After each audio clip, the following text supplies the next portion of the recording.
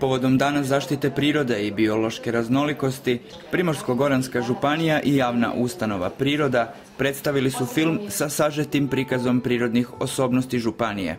Projekcija filma Čudesno lijepa održana je u petak 21. svibnja u prostoru Vile Anđeline u Opatiji. O vrijednosti prirodne baštine županije i filmu samom govorili su župan Zlatko Komadina, ravnateljica javne ustanove Priroda Sonja Šišić te autor filma Bernardin Modrić. Često puta našli u vrlo neobičnim situacijama. Saznali smo puno i nadam se da će i gledatelji filma isto saznat puno. Ja zovem našu županiju simfonijom raznolikosti jer stvarno mislim da ne postoji u Hrvatskoj takav kraj sa takvim raznolikostima.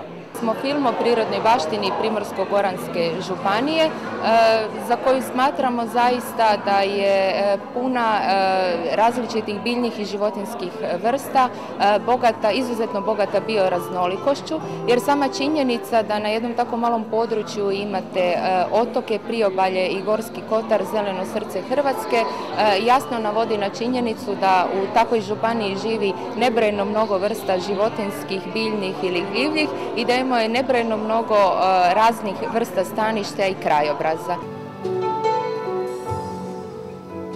Primorsko-goranska županija prava je simfonija raznolikosti slika i zvukova, mirisa i okusa, riznica unikatnih dragulja povijesne i kulturne baštine.